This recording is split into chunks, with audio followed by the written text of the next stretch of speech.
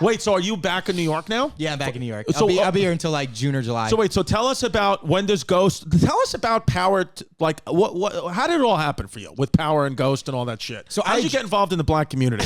I just booked a movie. Did you? Was it through Andrew Schultz? Yeah. Andrew Schultz and Charlemagne hooked it up. Yeah. No, I'm kidding. No, I just booked a movie called Ma with Octavia Spencer. Did that come out yet? Yeah, it was in theaters in 2019. Oh, sweet. Yeah, it did really well. It was a Blumhouse movie, so it was a horror. Is she cool, Octavia Spencer?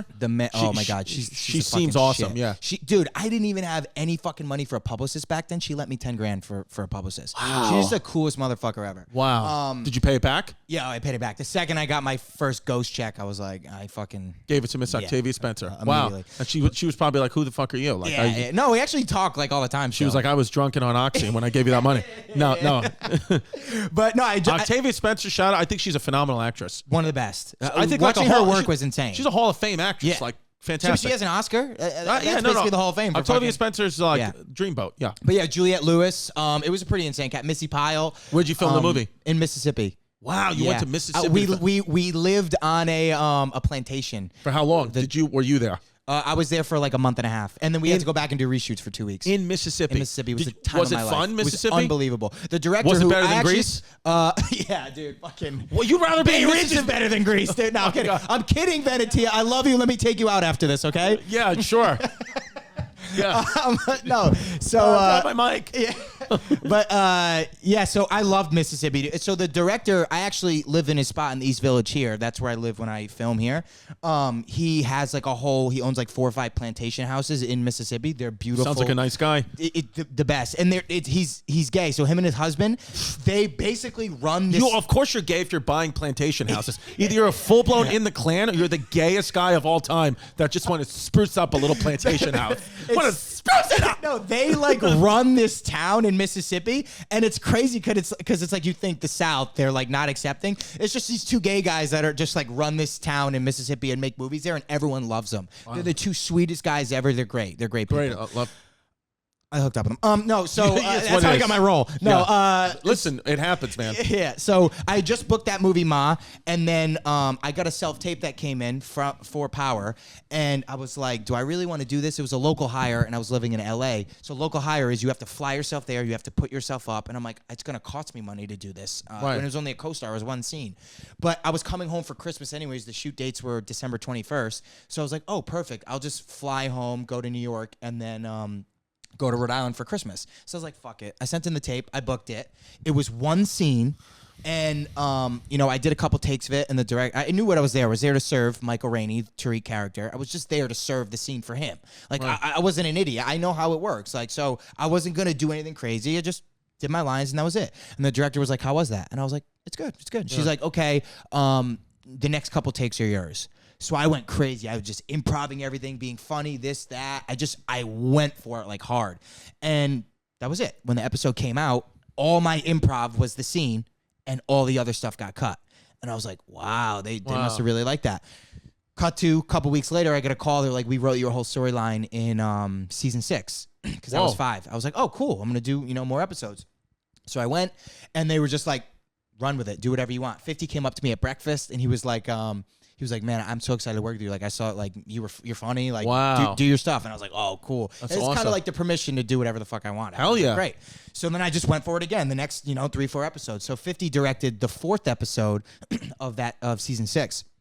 And we're sitting, hanging out in between takes. And he comes up to me and he was like, yeah, you 2 take over. He said that to me and Michael Rainey, and I was like, cool. That means I'm going to do all the episodes this season. Great. Yeah.